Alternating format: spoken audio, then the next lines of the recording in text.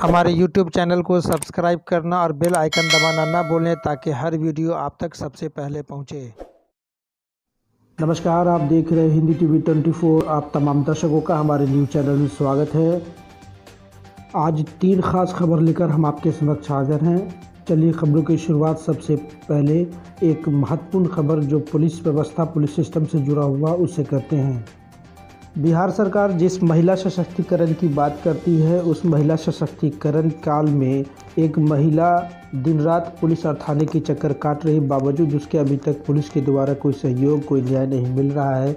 भला इस सरकार में महिला सशक्तिकरण की बात करना बेमानी सा लग रहा है। सिधौली पंचायत के एक अनारकोठी गांव से जुड़ा हुआ एक मामला, जहां एक विधवा मुसलमान की एक लड़की अफसाना खातून की शादी 25/5/2019 को मोरो थाना अंतर्गत रतनपुरा गांव के मोहम्मद खुर्शीद से मुस्लिम रीति रिवाज के अनुसार शादी की गई थी। अफसाना खातून और उसके परिवार का कहना है कि मोहम्मद खुर्शीद और उसके परिवार दहेज लोभी हैं तथा अपनी पत्नी को जान से मारने का कई बार प्रयास भी किया, लेकिन अफसाना खातून और उसकी मां खुर्शीद के साथ हमेशा अच्छा बर्ताव करते रहे ताकि उसका घर परिवार किसी तरह बसता रहे। शादी के बाद पता चला कि मोहम्मद खुर्शीद ने चुपचाप 2 शादी पहले से कर रखा था और ये उसकी तीसरी शादी थी और वो इसी तरह से वो शादियां करता रहा दहेज के लोभ में और महिलाओं के साथ उत्पीड़न करता रहा।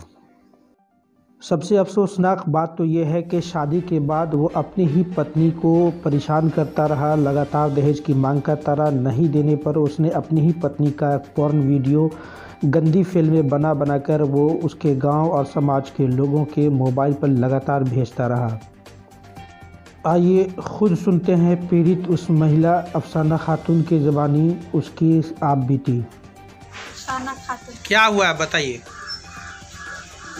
जब से शादी हुआ हमको मारा पीटा, बोलता है कि माँ बाप के यहाँ से गाड़ी लाओ, 1 लाख रुपया लाओ, दहेज और मांग के लाओ तो हम रखेंगे, ना तो नहीं रखेंगे। कौन मारता पीटता?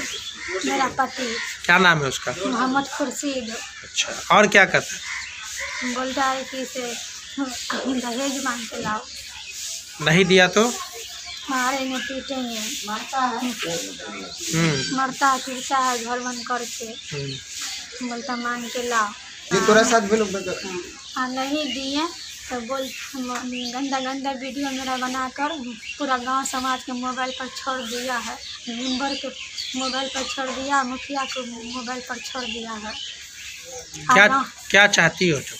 हम चाहते हैं कि हम नहीं रहेंगे, उसके साथ नहीं रहना है। नहीं। शादी की है। क्या नाम हुआ आपका? मेरा नाम शकीला खातून। क्या लड़की का नाम हुआ? अफसाना खातून। हाँ बताइए क्या मामला। हम शादी किया है, जो हमको औकात था सो तो दे दिए हैं, दहेज के लेकर के मांग कर रहा है कि हमको गाड़ी दो, पैसा और लाओ माँ करने से। कौन मांग कर रहा है? यही मोहम्मद खुर्शीद। कहाँ घर है उसका? सरैया रतनपुरा। अच्छा, क्या मांग करता है? मोटरसाइकिल और 1 लाख रुपया लाओ माँ करने से। इसके बारे में हमने लड़की बोली कि जो औकात था हमारे माँ को तो हमको दे दिए कर्जा ऋण करके, अब हम कहाँ से मेरी माँ लाएगी। इसके लिए मार पीट लगाता है, घर बंद कर करके पीटता है। कि सारा गांव वाला भी देखा है उसका। गांव वाला उसके लोग से इनकार है, उसके घर से कहता मास लड़का है। उसी के लेकर के लड़की को तरह तरह का विलम्ब भी लगा रहा है। मुखिया को, वार्ड मेंबर को, हमारे गांव के समाज को गाली दे रहा है और हमको भी गाली दे रहा है। बताइए, हम उसको बेटा समान बूझा, हमको गंदी बहुत भद्दी गाली दे रहा है। हम इसी मामला को लेकर के हम गए हैं IG के पास, SP साहब के पास। SP साहब का भी कागज़ थाना पर है, थाना वाला कोई कार्रवाई नहीं कर रहा है, जांच दिया है उसको कि जांच कीजिए जा करके। IG के पास भी गए हैं, उसके पास भी गए हैं तो वो भी बोला है कि जा करके कड़ी से कड़ी सजा दीजिए, उसका नंबर जांच कीजिए, तो कुछ सुनवाई नहीं ले रहा है। थाना प्रभारी छोटा बाबू जो है 10 मरते भी गए हैं थाना पर, हमारा कोई सुनवाई नहीं ले रहा है। अब बोलते हैं तो हम ही पर दौड़ता है। लड़का खुर्शीद से बात कर लिया, कॉन्टैक्ट करे हुआ है और उसी के फाइबर में बोलता है। हमदा लड़की का असलियत वाला फ़ोटो सब छोड़ रहा है। सब मोबाइल पर छोड़ा है। कितना लोग को शर्म मालूम दिया है, गांव समाज तो उड़ाइए नहीं देगा। और इंग्लिश फिल्म का ही फ़ोटो छोड़ रहा है। कब से कर रहा है ये? हो गया है कम से कम 2 महीना से, 2-3 महीना से ऐसा कर रहा है।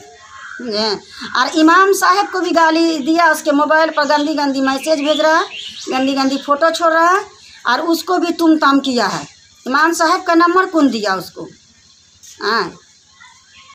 इस संबंध में जब पंचायत के मुखिया महिंदर राम से बात किया गया तो उन्होंने खुद जो अपनी आप बीती सुनाई वो भी चौंकाने वाली थी। इस पुलिस सिस्टम के बारे में उन्होंने जमकर के पुलिस सिस्टम की सच्चाई को कैमरे के समक्ष रखा।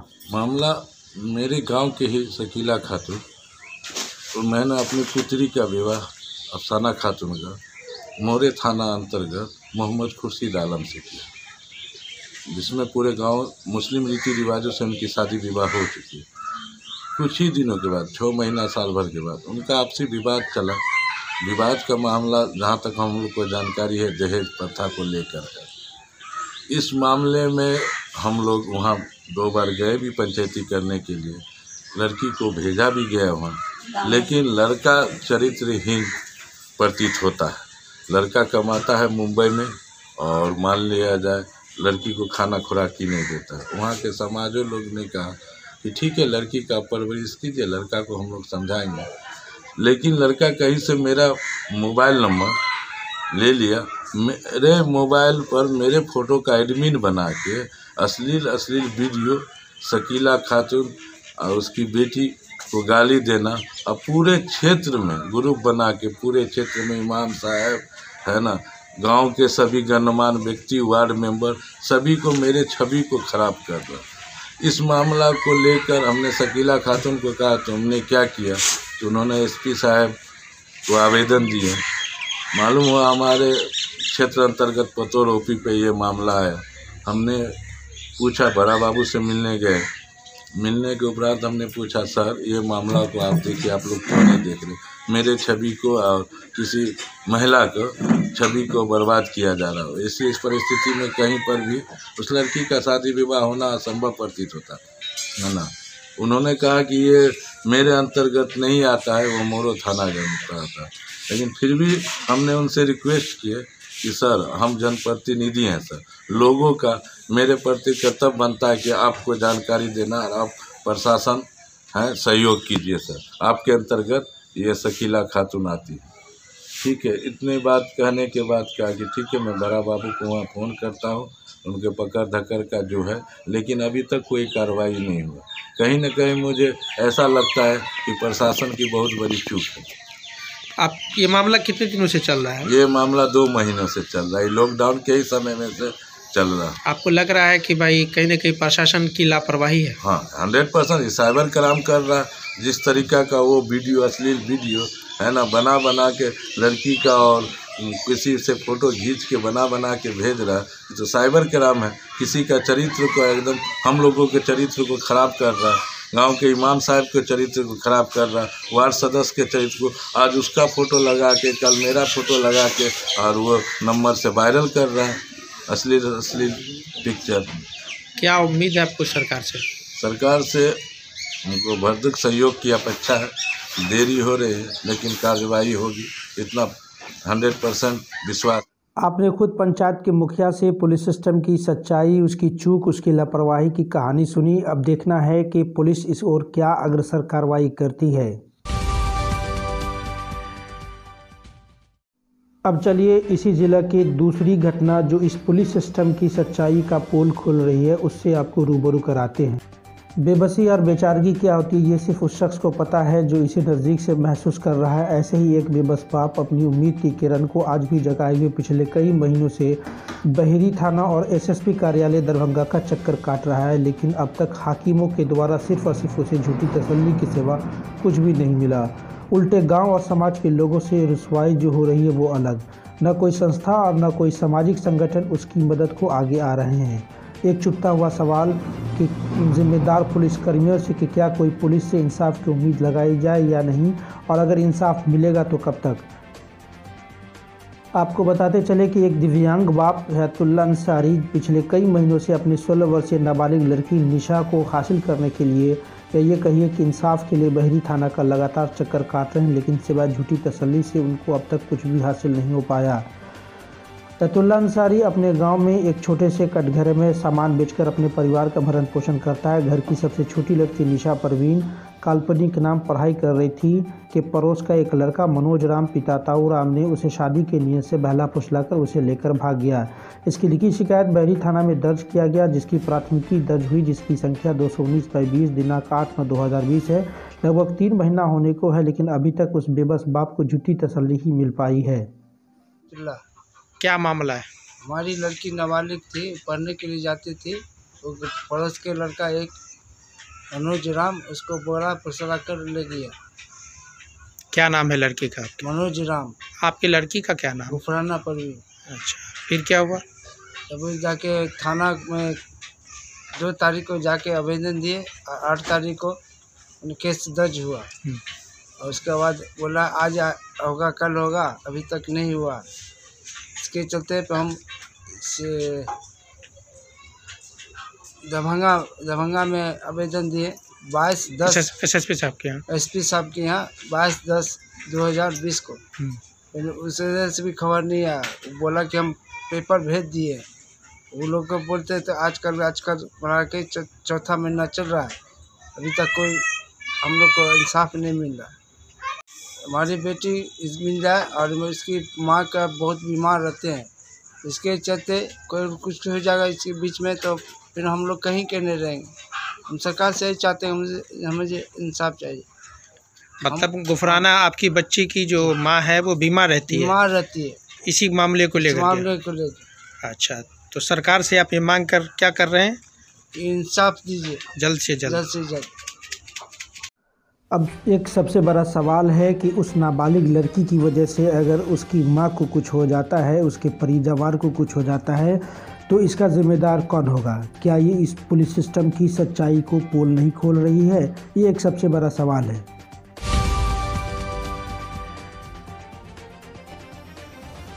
Anti corruption foundation of world के राष्ट्रीय अध्यक्ष श्री रविंद्र कुमार के द्वारा आज उनके जन्मदिन के अवसर पर जगह जगह कंबल वितरण कार्यक्रम का आयोजन किया।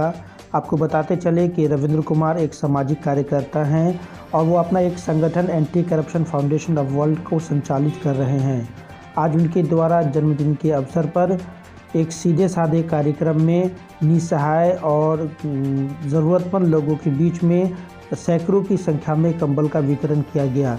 उनके साथ प्रदेश के महासचिव, जनरल सेक्रेटरी और प्रेमजीपुर पंचायत के मुखिया जीशान फारूकी भी मौजूद थे इस कार्यक्रम में।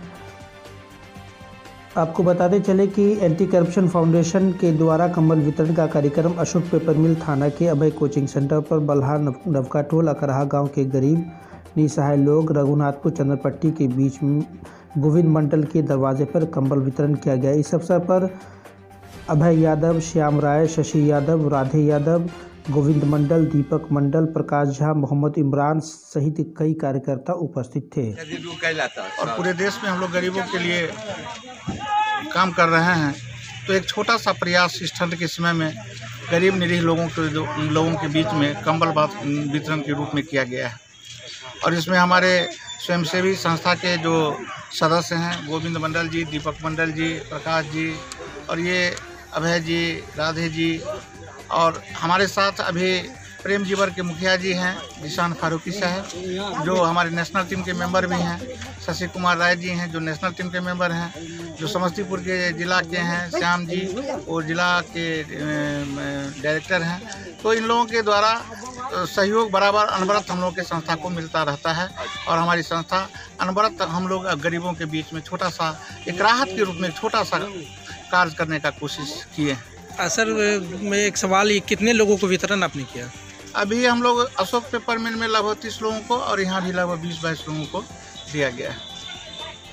Anti corruption foundation of world की तरफ से यहाँ जो लोग उपस्थित हुए उनका हम धन्यवाद देते हैं कि वो लोग आए समय निकाल के।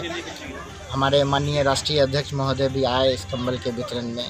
इस संस्था का उद्देश्य है कि गरीबों तक उनका जो उचित चीज़ है वो पहुँचे। उसमें इस संस्था चाहती है कि अपने अच्छी कोष से भी जो व्यवस्था हो सके वो करके और उन लोगों तक पहुंचाया जाए।